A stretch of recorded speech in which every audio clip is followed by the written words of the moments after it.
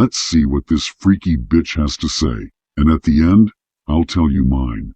3 signs she's a freak. Number 1, she's into astrology. If she ever asks you your sign, or when your birthday is, or what time you was born, she finna turn you out. She finna put that water park super soaker guac guac 3000 on you. She probably already knows everything about you. Where you live, where you work, and who your mama is. She done already looked you up on Facebook. She's plotting on you. Plotting to put that cat in your hat. Ain't gonna lie, she finna change your life. You blame anything that she do wrong on her zodiac, she's the freakiest freak. Oh, I just be lying sometimes because I'm a Libra. Oh, I can't hold myself accountable because I'm a Cancer. Yeah, they call her the throat goat. Number 2, she's jealous. She shows any sign of jealousy in the beginning stages. She's a bop. She's dragging you through the mud. She start accusing you of talking to other girls. She start asking for your location more. Blowing up your phone, getting mad when you don't answer. That's because she's for the streets. She's giving back to her entire community. And she's hoping you're not doing the same to her. The more you know. Number 3, she's a spiritual girly. She into crystals and rocks and shit. She finna rock your motherfucking world. She be talking to the moon and shit, lighting candles. Oh, she finna put a spell on you. Strap in your seatbelt because you're going to the upside down. She's funny. I give her that. Okay, here's my opinion. But first, I just uploaded a 30-minute video on my Patreon 2 days ago on how to get a girlfriend. So, you gotta give it a check. And if you want to ask me a question or get coaching, you can pay on Patreon. First, we're going to explain the anatomy of a freak. And the last part, I'll give you guys homework on how to read women better, to better identify these slippery and freaky archetypes. Let's start with this. You are making a dangerous mistake. You think freaks is revealed by the obvious. The loud girl at the party, the woman who brags about her exes, the one who dresses provocatively and flirts with everyone. You assume that what is most sexual is what is most visible. In reality, the most intense women in bed almost never advertise it directly. They hide in plain sight, masked by contradictions. If you cannot read beneath the surface, you will chase illusions and miss the truly dangerous one, sitting quietly in the corner, watching everything. Understand first, sexuality is power. Power rarely shouts. It veils itself.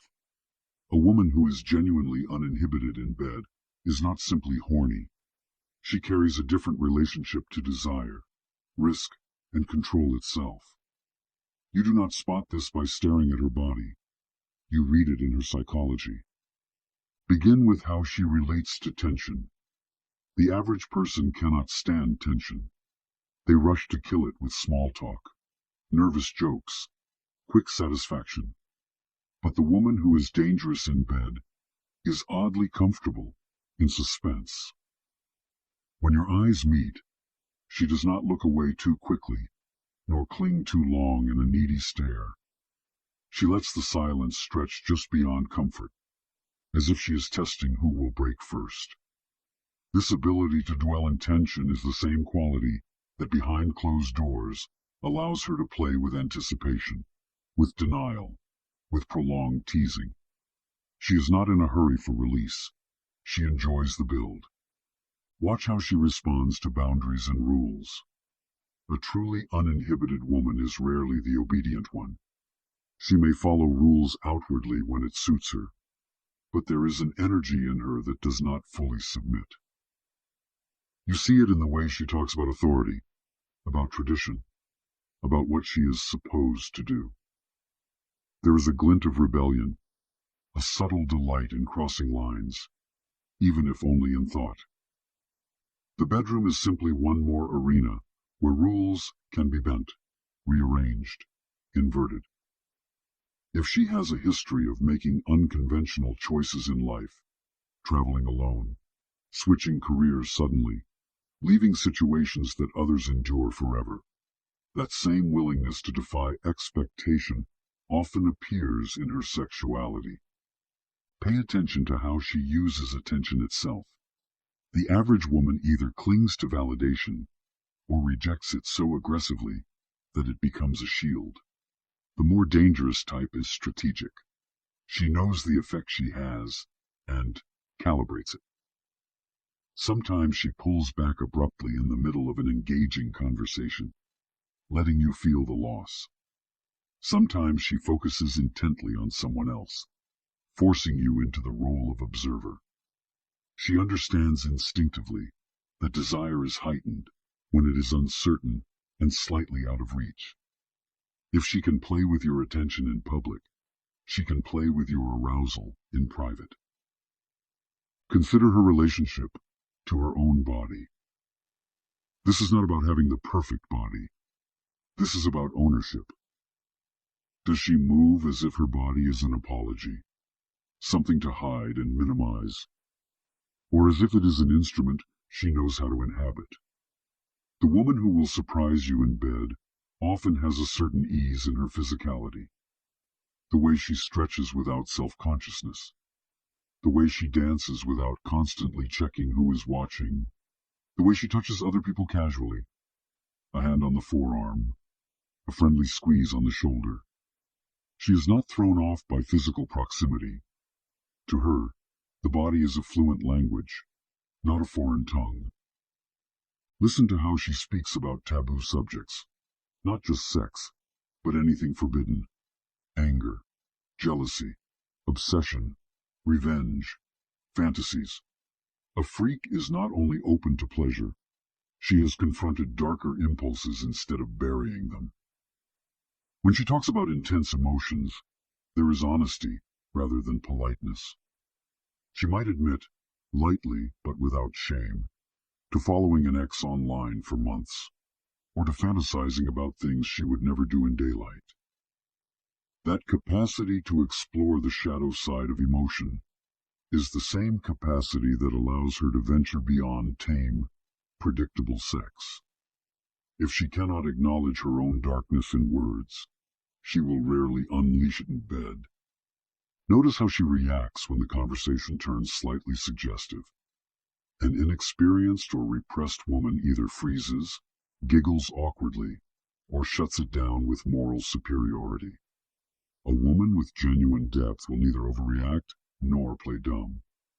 She may smile faintly, make a remark that shows she understood, perhaps add a hint more spice, but she does not need to overdo it.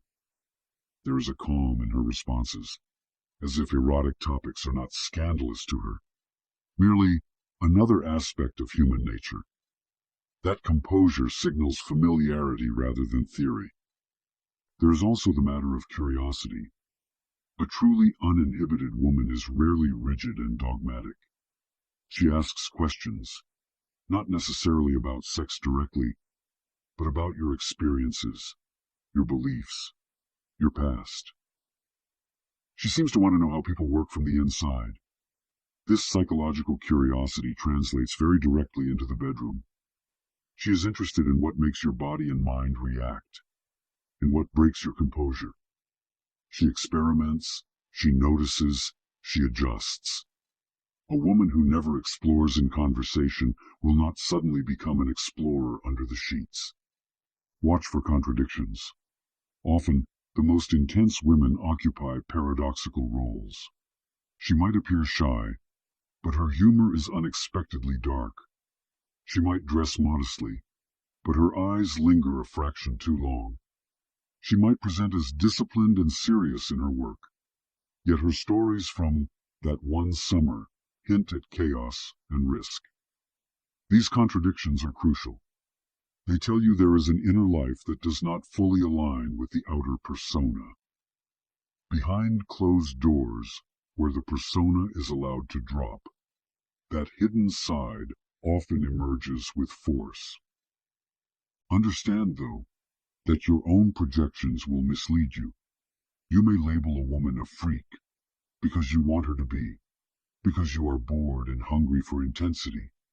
Desire blinds you. The real skill here is to observe her over time in different environments, with friends, with strangers, under mild stress, when relaxed. Patterns reveal themselves.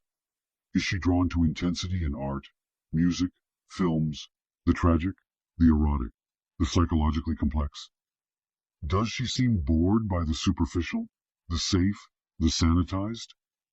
The woman who seeks emotional and aesthetic intensity will rarely settle for mechanical sex. If you want something practical from this, make a simple experiment instead of relying on fantasy. Without being crude, gradually increase the level of erotic tension in your interactions. Hold her gaze a little longer than usual. Lower your voice when you speak. Let your hand rest a second longer when you touch her. Do not ask directly, "Are you a freak?" Observe how she responds to the increased charge. Does she recoil, change the subject, become stiff? Or does she match and play with the energy, leaning in slightly, responding in kind, allowing the tension to grow without rushing to resolve it? That dance, more than any gossip or stereotype, will tell you what you need to know. One more thing. The women with the most potential for intensity are also the ones most dangerous to your emotional equilibrium. They will not only awaken your body, they will tamper with your sense of control. If you insist on chasing this type, learn to master yourself first. Otherwise, the freak in the sheets you hunt will become the obsession that quietly rearranges your entire life. Okay, now the homework. Your first assignment is to stop hunting and start seeing. You are too focused on, "Is she a freak?" and not nearly focused enough on, "Am I capable of handling intensity when I find it?" The work begins with you. Otherwise, you will mistake your own fantasies and projections for reality and call it reading women. For the next 14 days, treat this as training. Each day, pick one woman you interact with in a normal setting: work, gym, cafe, social circle. She does not need to be your type. She does not need to be available. She is your exercise, not your target. On that day, your task is to silently observe, as if you were gathering intelligence on a powerful figure. Watch how she deals with tension. Does she rush to fill silences, or can she sit in them? Does she crack nervous jokes, or is she comfortable with pauses?